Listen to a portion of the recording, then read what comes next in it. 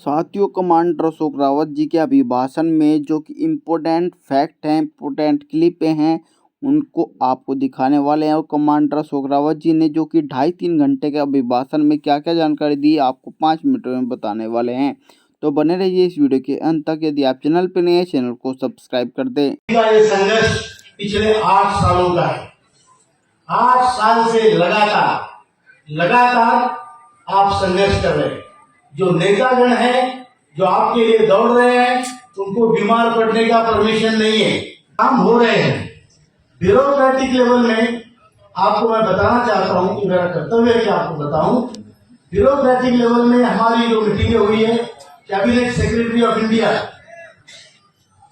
Finance secretary of India, expenditure secretary of India और labour secretary of India, इस विषय के जो सबसे टॉप ब्यूरोक्रेट्स है, उनके साथ हमारी केवल मीटिंग नहीं, चर्चा हुई है।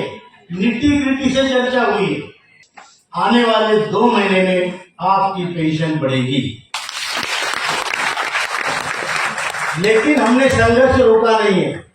हमने अपनी तलवार म्यान से अंदर नहीं डाली, हाथ रखा है उसके हैंडल पर। अगर काम होता है तो उसको म्यान कर देंगे, हाथ जोड़ देंगे, और काम नहीं होता तो तलवार को फिर खींच लेंगे। मंजूर है। दूसरी बात, हमने वहां पे जो रिकमेंडेशन दिए वो ये दिए कि 7,500 महीना भत्ता मिनिमम पेंशन होनी चाहिए। मतलब जिसको 1,000 या कम पेंशन है, उसको 7,500 और महीने भत्ता मिलना चाहिए। जिसको 2,000 है, अपने आप वो 8,500 प्लस महीने भत्ता होना चाहिए। इसका मतलब जो आज की पेंशन है उसमें 6,500, 6,500 रुपया और डीए लगना चाहिए। 3,000 है तो 9,500 प्लस डीए हो जाएगा। ये हमने वहां पे मांग रखी है।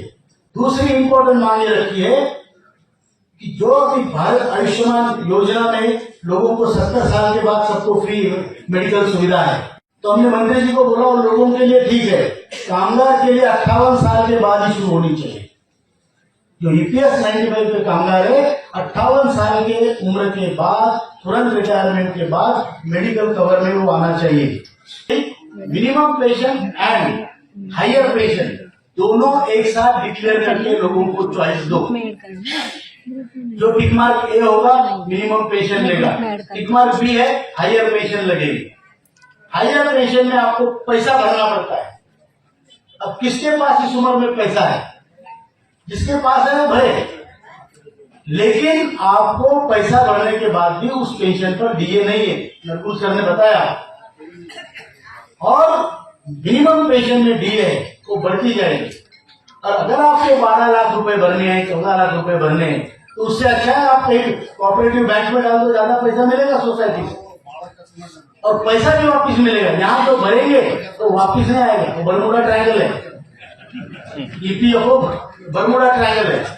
सारी बातें हमने उनको कही है और इन प्रिंसिपल इस पर मंत्री जी ने विचार किया है और उन्होंने कहा है कि आपके मुद्दे बिल्कुल सही है और हम इसमें विचार करेंगे।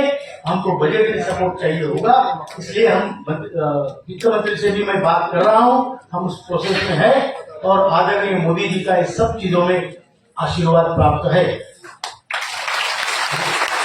साथियों, आपको इस बार पूरी जानकारी उपलब्ध हो चुकी होगी कि इस प्रकार से कमांडर अशोक रावत जी ने ईपीएस 95 पेंशन बढ़ोतरी को लेकर किस प्रकार की चर्चाएं की और कहां पर क्या क्या चर्चाएं हुई।